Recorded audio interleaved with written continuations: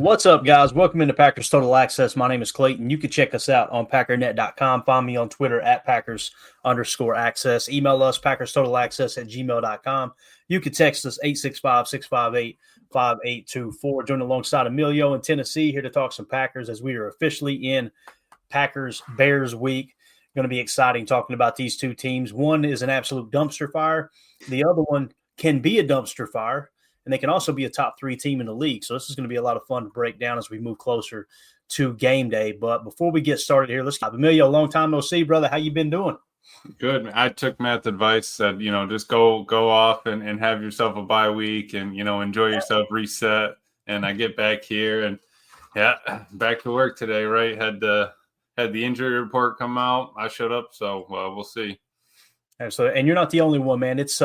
It's been kind of a thin crowd across all Packers podcasts. Once we get back into game week, everybody comes rolling back. Right? No, quick little reset mid-season, nothing to it. And man, I miss football being out there, right? It was cool kind of watching it happen in the background, but besides that, it's nothing that I can't be ready for. A little bit more Packers coming up. Yeah. Jeff Silkey in the chat says, long time no talk, fam. I'm a busy boy. Hey, busy's good. I feel the same way. Yeah, that's me. 2-0 for this says Emilio's mustache is growing. So there you go. Congratulations. Oh, man, I need to shave then. So is there anything on the forefront of your mind, man, that comes to the Packers? Obviously, we're coming out of the bye week, sitting at 6-3. Anything you want to talk about right off the bat? Anything you've been thinking about, studying, anything like that? Not exactly, man. I know we were going to hit on it, but coming back from injury is going to be huge. And I really am excited after I've been sleeping on it a little bit. What an opportunity for Mosby and Brenton Cox Jr. to kind of take off on the DN. Obviously, we're going to get, our first round and fourth round out there, but what are the 2 undrafteds going to do that are going to make the step up and change? Can it be, not that it's going to be, 1 for 1, but could it be like our James Starks or something like that? Something that pops up near the end of the year that takes off. I'd be completely fine with it. Yeah. Well, I did see this come across the wire right before we went live, and everybody in the chat help me out here. Let me know if you guys have heard if this is fake or not. I didn't personally hear Xavier McKinney say this, but ML Football tweeted out, damn, Packers defensive back Xavier McKinney went off on Bears wide receiver DJ Moore. Quote, this dude walked out on his QB. I don't think I've ever seen that. You're supposed to be the guy, and you're just walking off the field. You're walking off the field on a rookie quarterback. And it says Bears, Packers, Sunday with the popcorn emoji. So, obviously, he's referring to the play that we broke down. I think it was last week, maybe the week before, where DJ Moore just literally mid-play just walks off the field. You were in here for that one. Yeah. The benefit of the doubt I gave him was that he stepped out of bounds, and you can't touch the ball when you come back into play. But, yeah, you watch that on tape, Monday morning. Everyone's in there looking at it. You got your OC, O-line coach. You got all the helpers. It's dude, you quit on that play. That's tough. There's no doubt about it. And, you missed – I know you wasn't here for the yesterday's show, and we kind of broke down all the drama that's going on around Chicago. It sounds like before they let Shane Waldron go, some of the players went to the coaching staff and asked to have Caleb Williams benched so Bagent can play. And then all of a sudden, I think they pushed back on it. Shane Waldron is let go. And now you got a new play caller, all that good stuff, new OC. So let's say it could be a good thing. It could be a bad thing for the Bears, right? This might spark some results for them. Lord knows it can't get any worse in Chicago because I'm telling you that offense has been absolute cheeks here lately. Right. So I don't know. How do you feel about that with them changing the OC kind of quickly? And then obviously this drama, Xavier McKinney just kind of poking them a little bit there. Like, hey, it's almost like being the Wally veteran he is. He's saying, hey, don't don't forget this dude walked off the field on his rookie quarterback, right? Yeah. I mean, it's 2 different mindsets if you're looking at it. It's, the Bears always trying to chase something and X having something now because he's been there before, right? Maybe he felt that feeling with the Giants previously. Like, dude, I love playing football, but man, this team is just not it. Now that he's got a brotherhood, he's got a room. Obviously, he was in charge in New York, but something that he's built here with his brothers. I love it. Got a little dog in him, and it's the quiet ones. This is the first time we've heard him, speak up. I think that's probably a reason on it. It's not like he's out there chirping all the time. Let the scoreboard do the talking type stuff and his picks. So I think, maybe it'll get in DJ's head. He wants to try to attack him, and try to push it, and maybe X gets another chance at a pick or two. But yeah, someone had to be the scapegoat, right? That's why they got rid of Shane. He was the one that came from Seattle. Correct me, right? Is that That's right? He was the same dude that they were interviewing the players, and it's like, yeah. Yeah. And it's crazy too, because like when you look on the surface, Emilio, Shane Waldron had Geno Smith in the MVP running, right, as an OT. Yep. And then, like you said, as soon as he leaves, I think they asked, was it Quentin Johnston maybe or someone? Yeah, they asked the receiver, and hey, what'd you think of Shane Waldron? Like he didn't want to say anything. Yeah. I'm good for him. I'm glad he's not here anymore, kind of thing. But you see it. Is there more of a problem though? The fact that they've fallen into the same kind of trap the past 2-3 years, like their offense falls to the same thing of swing, screen, slants, and and curls type stuff. That's got to be more than just an OC problem.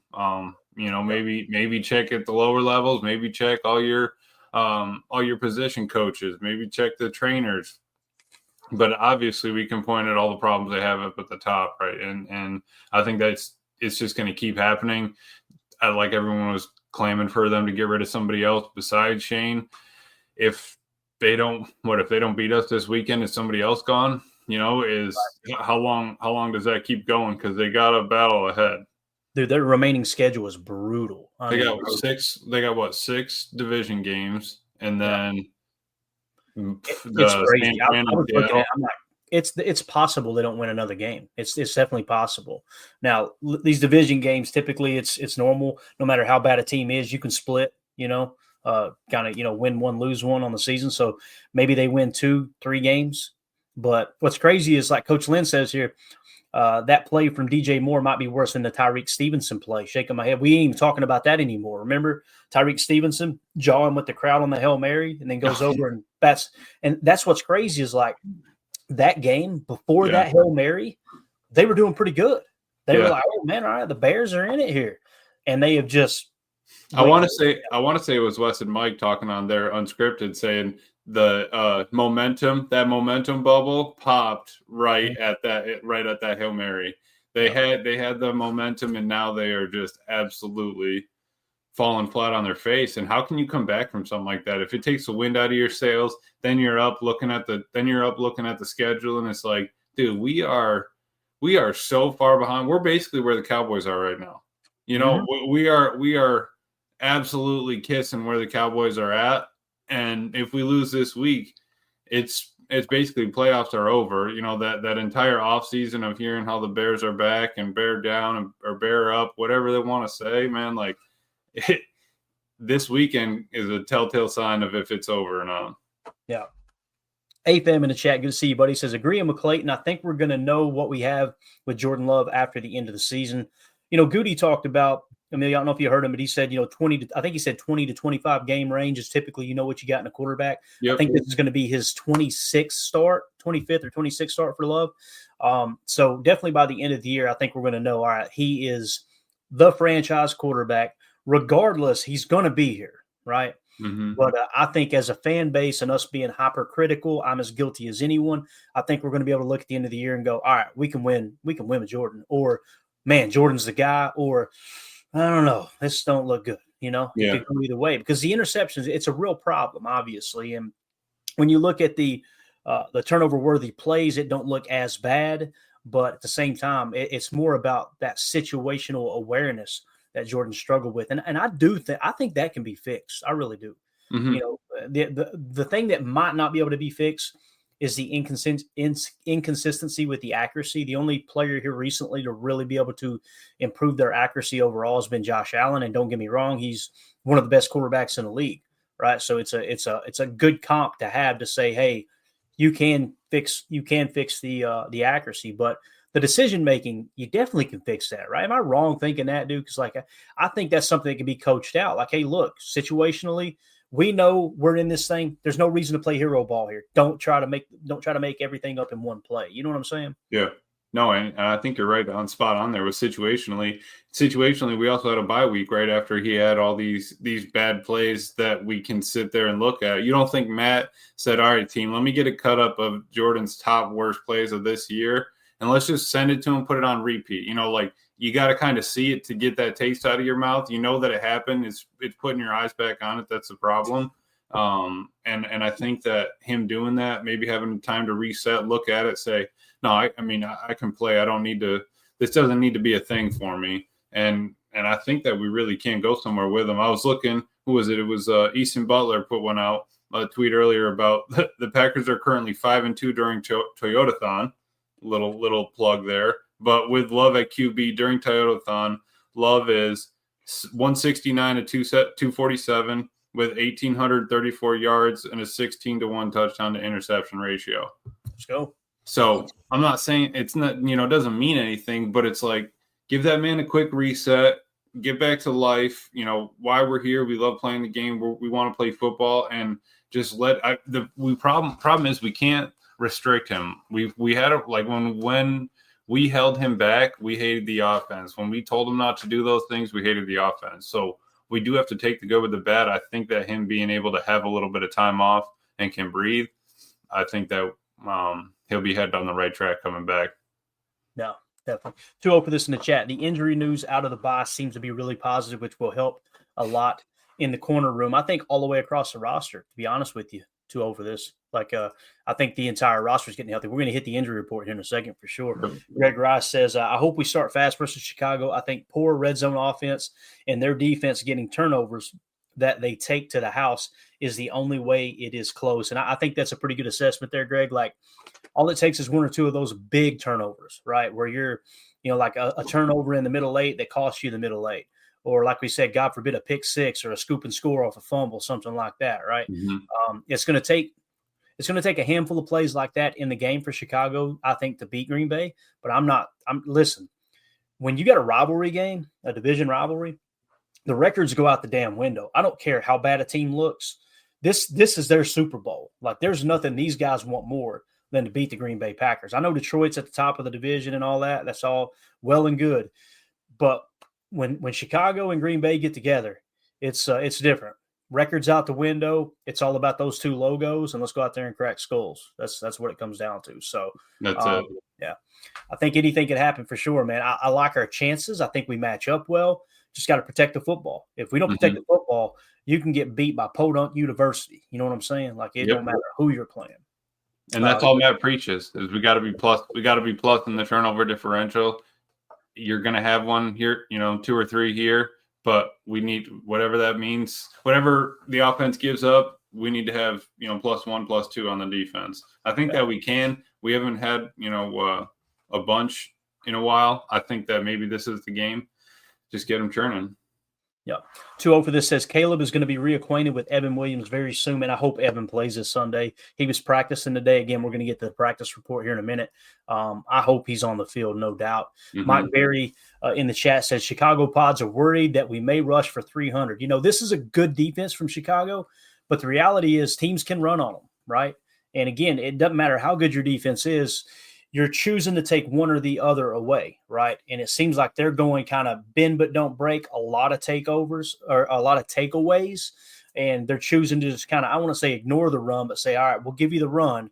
We'll give you those plays going down the field, but it's going to take a 12-play drive to score on us, and by then you're going to make a mistake. But I do like our chances running the football this Sunday. What about you, man? I think so. We need Josh Jacobs to break that 1,000, be the first one on the offense to do it this year. I think he'll break 100, maybe 150 this game. And Matt just needs to keep turning. Who was saying it to you earlier? Greg was saying, I really think Matt's offense is on another level when the run's working because, one, he can coach up and he can scheme up a run like nobody else. And two, Greg saying, I don't understand why he always gives up on it so easily. That I don't get.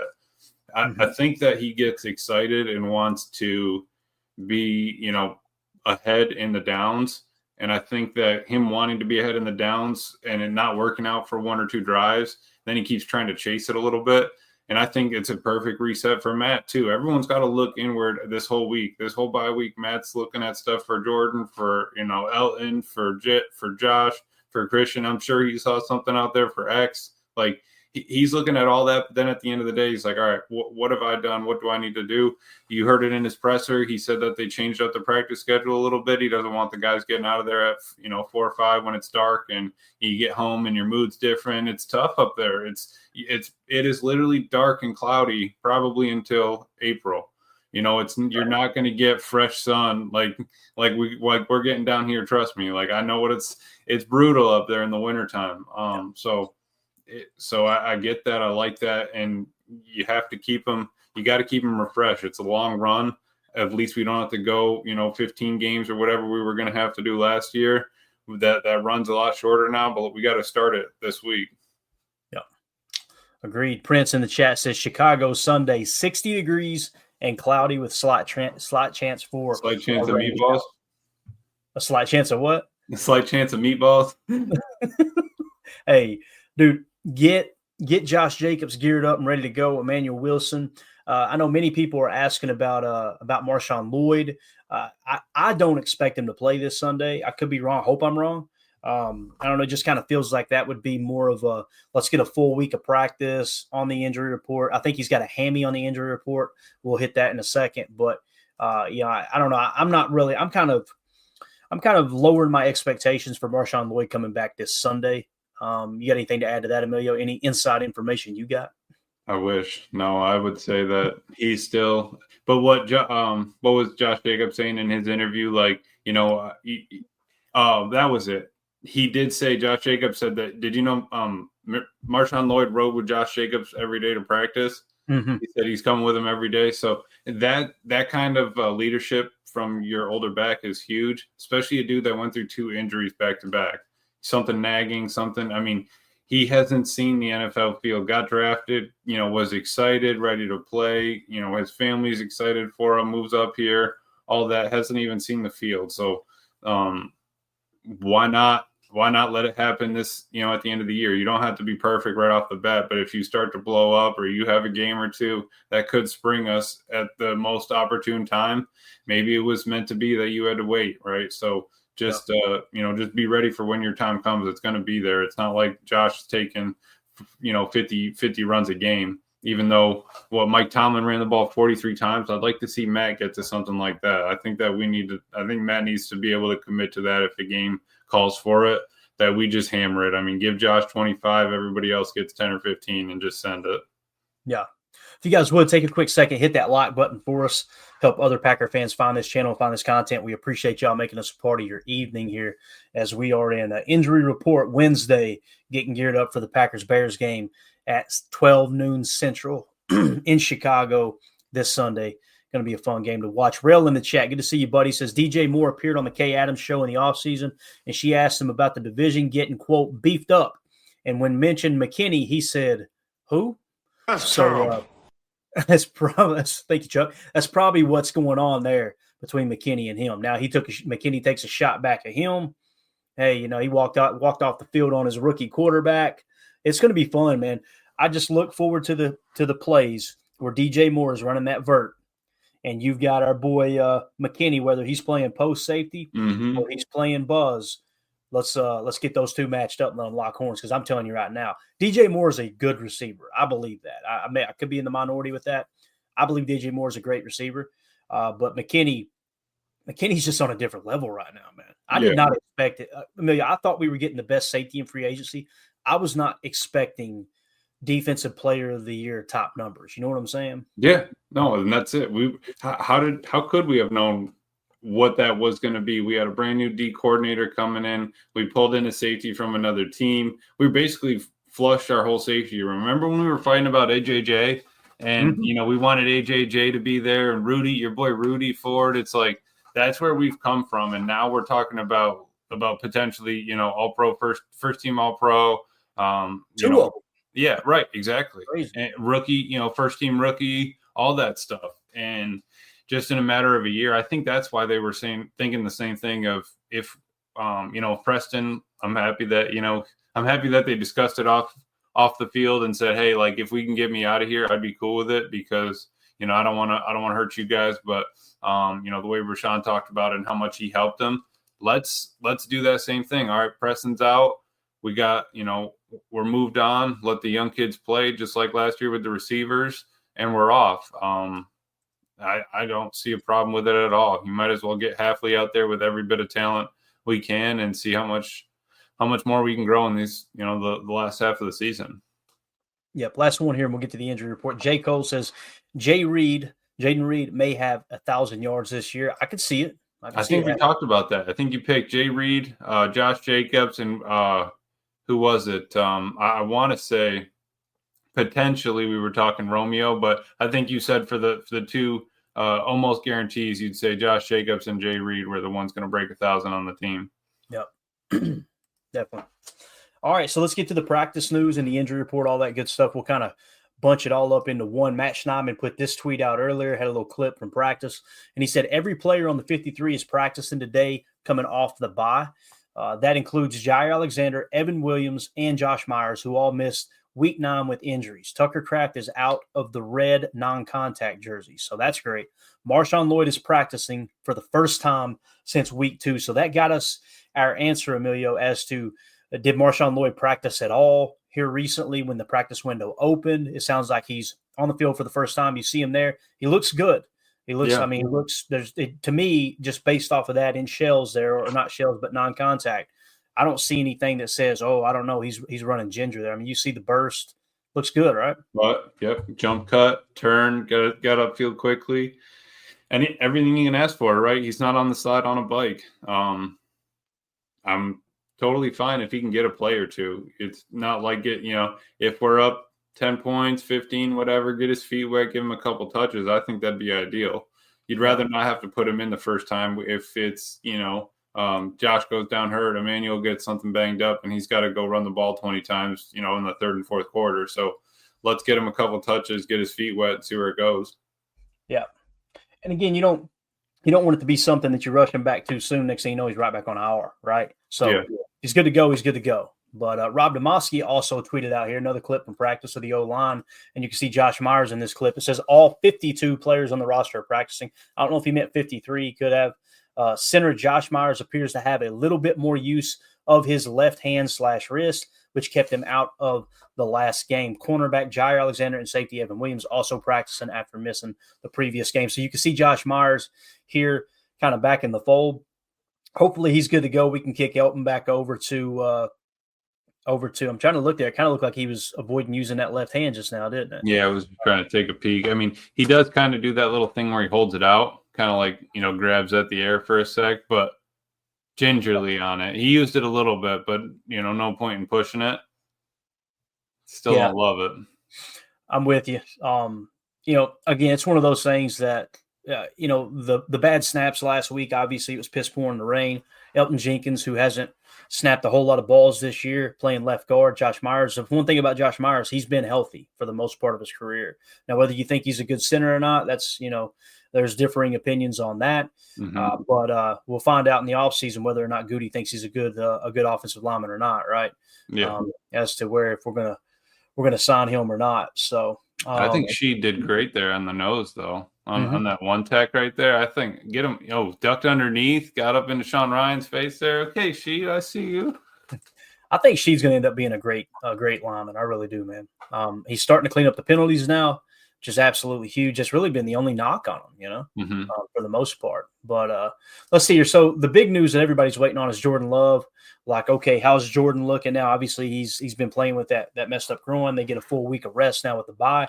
Rob Demoski tweeted out, with Jordan Love no longer limited, it means he took all the practice reps for the first time in a while. Quote, it'd be good to just get him some practice under his belt where he's fully healthy, is what Matt LaFleur said. Love will listed on the injury report, but as a full participant. I think he's saying he was listed, but was as a full participant. So it sounds like Jordan is finally 100% healthy, which is great news there. Mm-hmm. I know they had him in the locker room earlier today too. Matt Schneidman actually tweeted out a video. We'll play this real quick, then we'll get your take on Jordan. It's just 19 seconds. Let's see what J. Love had to say here. As Matt Schneidman said, Jordan Love on the Packers' dominance of the Bears. But yeah, I mean, it's one of those weeks that obviously you want to win every week. But with this rivalry, we know what this game's all about, and we take, like I said, we take pride in that. So, it's one of those things that we just take it one week at a time and understand the opponent that we got and try and put our best foot forward out there.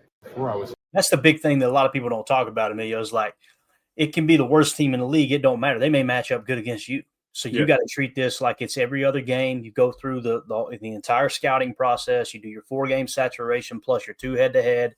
All right, what are they doing here recently? If we have time on the backside of the show, I'm going to show those sacks that Caleb Williams took against the New England Patriots so we can kind of get an idea of what happened there. It's my understanding they were missing both tackles last week as well.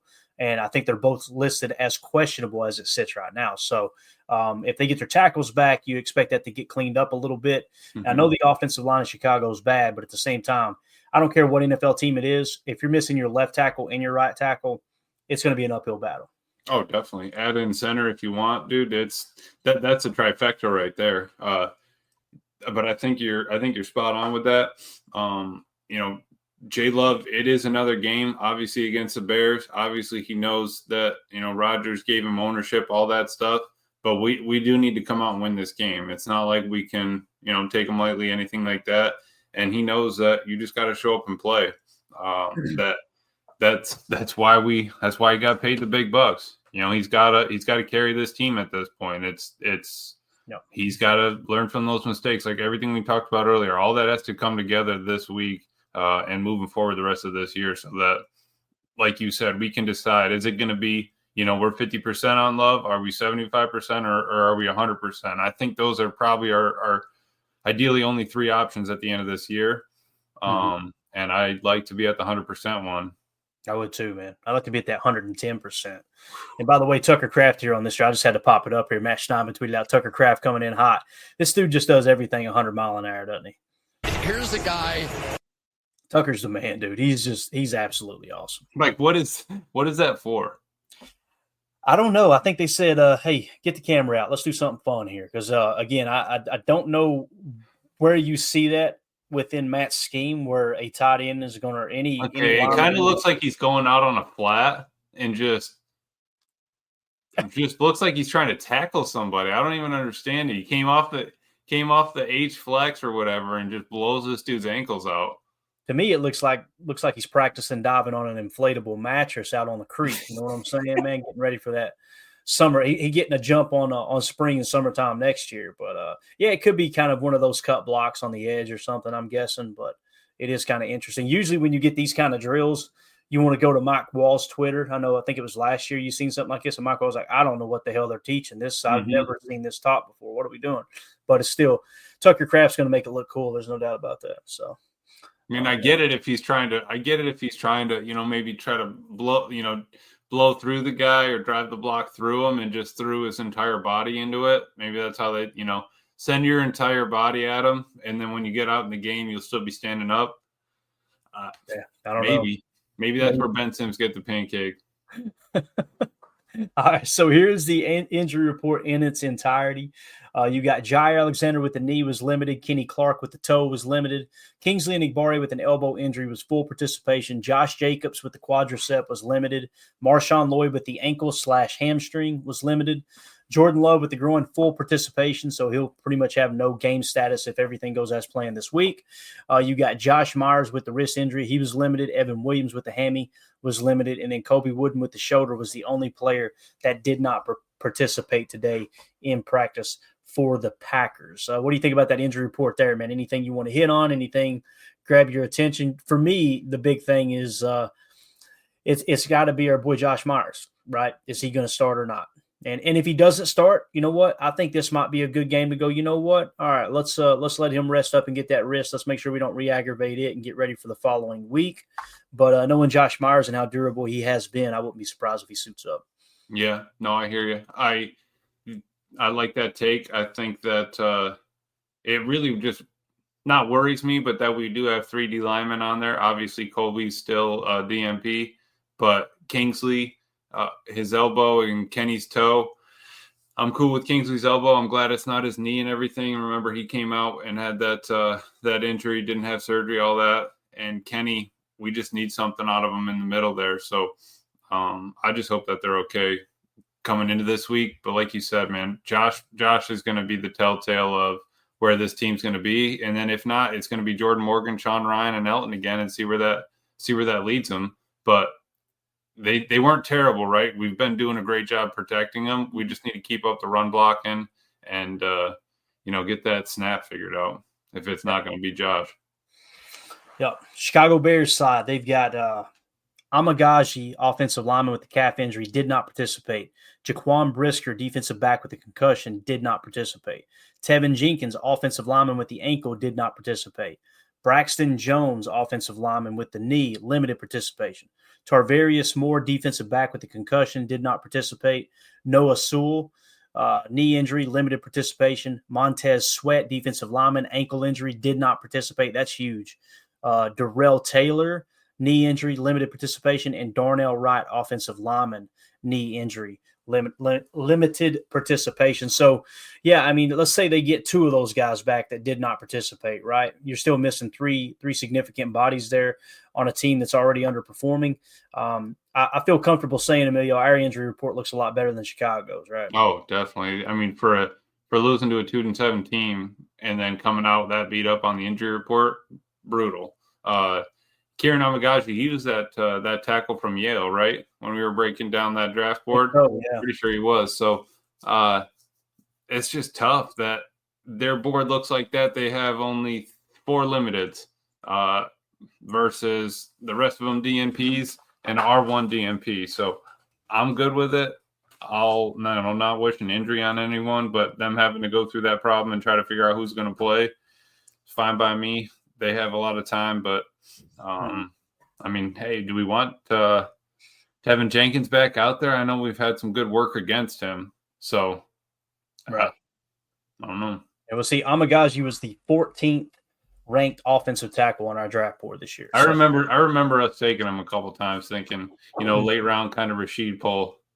Yeah, and that's kind of it's definitely in the top half too. You know what I mean? Top half of the tackles. So according to our board, pretty solid pick there. The fact that he may not play is it could be a significant factor for sure. So let's see. Let's go to the chat.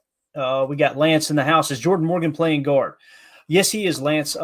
So what they were doing when the line was completely healthy is they were rotating Jordan Morgan and Sean Ryan at right guard. And then when Josh Myers missed, they kicked Elton Jenkins over to center, and they put, to the best of my knowledge, Jordan Morgan at left guard, Sean Ryan at right guard last week. Is that how you remember it too, Emilio? I think that's how it lined up. So to answer your question, yes, Jordan Morgan, the Packers definitely see him as a guard. Now, you guys know that when we go through the quote-unquote requirements for the Packers front office and how they draft offensive linemen, they look for guards who have tackle experience. That's something they're notorious for, right? Outside of your Brian Bulagas and people like that you draft and go, okay, they're going to play tackle. I think they actually tried Bulaga at guard and it didn't work out either. I'm sure they did. I'm sure they'd give it a shot. So they're looking for versatility. They're looking for those guys at the guard position that's athletic enough to get to the second level on duo plays, can also move laterally when you're running zone, and also can pull when you want to run a little power G or a little counter or something like that. So It's definitely important to get these guards, right, who have tackle experience, because obviously you got to be more athletic to play tackle than you do guard. Which is why, isn't that what kind of gave us, a hold up at first, was because Jordan Morgan just played left tackle. Like, he didn't play anywhere else, I think.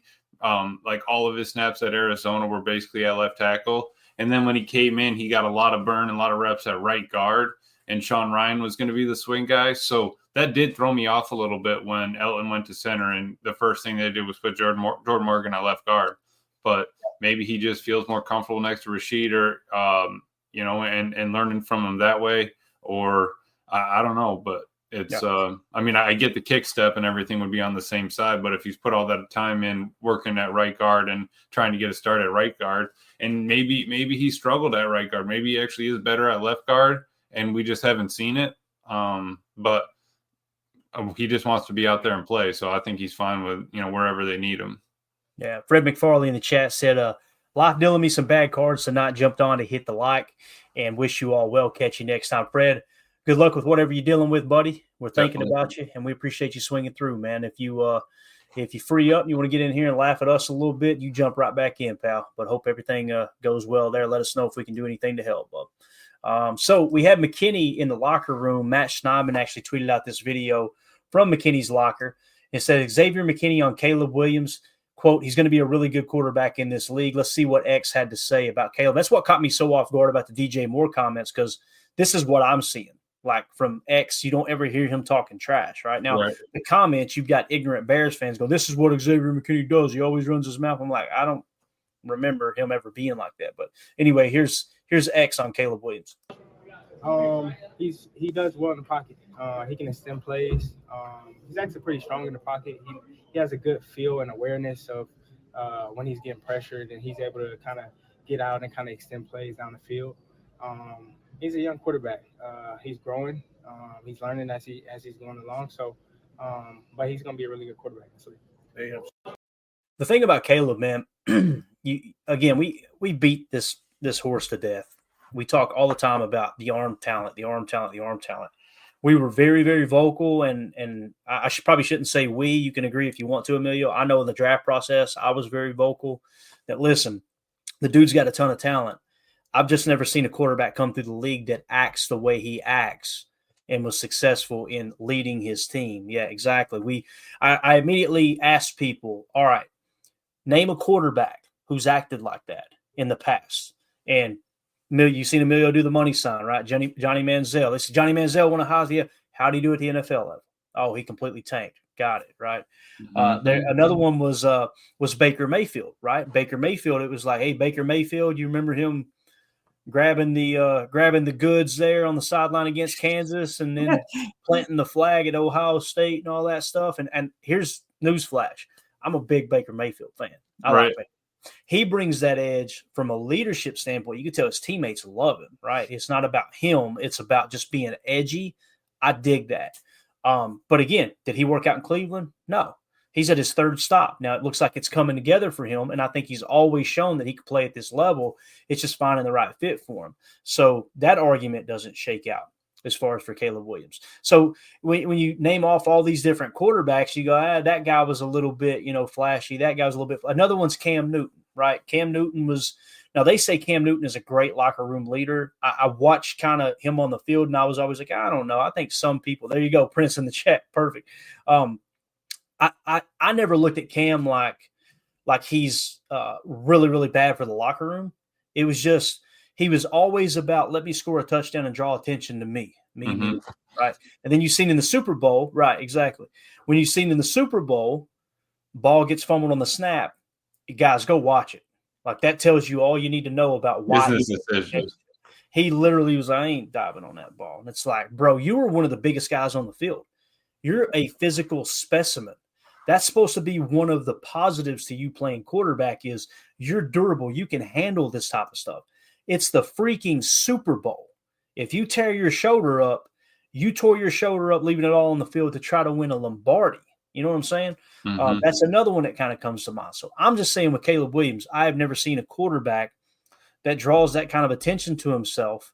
And again, I always post a GIF on Twitter every time they show something about Caleb being a bust or whatever. I think it's way, way, way too early to say he's a bust, right? It is. But I've been watching football for a very, very long time. Very long time. I'm 42 years old. I've been watching football since the late 80s, but my earliest solid memories, 91, 92, I remember kind of really getting into football.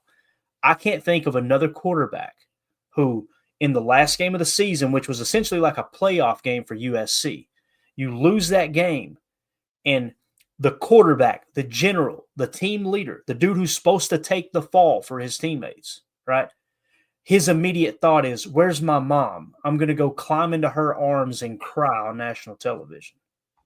And again, I'm a mama's boy. All right? Yep. I'm not sitting here trying to act like a tough guy. I'm saying the guys in that locker room, and not just USC, I'm talking about the pros now. My thought was, do you think they don't see that and go, what the hell is this guy about? He's going to lead us. He's going to help me get my next contract. He's going to help us advance to the playoffs and win the most important games on the schedule. Like, I can't see anybody in the locker room seeing that and going, man, I like that guy. He inspired me. He's Right. out on his mom's shoulders. It don't work like that. It just doesn't. And here's the thing. Fast forward, middle of the season, his rookie year, what's happening? It's all been confirmed, multiple sources. There were multiple teammates that went to the coaching staff and said they want Bagent to be the starting quarterback. It's happening. We called this from a mile away, and the people, and I won't name names, but the people that were in this chat earlier this year and defending Caleb Williams and acting like, oh, we're blowing this out of proportion, they're no longer in the chat. You don't see them. They don't swing through this time of year because the Bears are an absolute dumpster fire.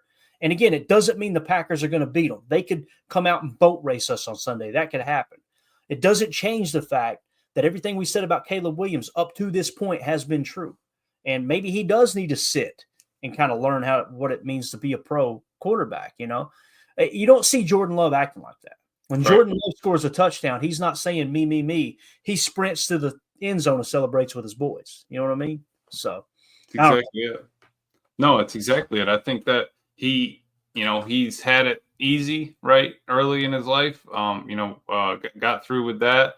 Winning games, stuff like that. All that comes easy to him. Like you said, everyone's excited that he can throw sidearm and off angles. And I remember when they were mad you used to get screamed at if that ball, fell past 3/4 on your shoulder, right?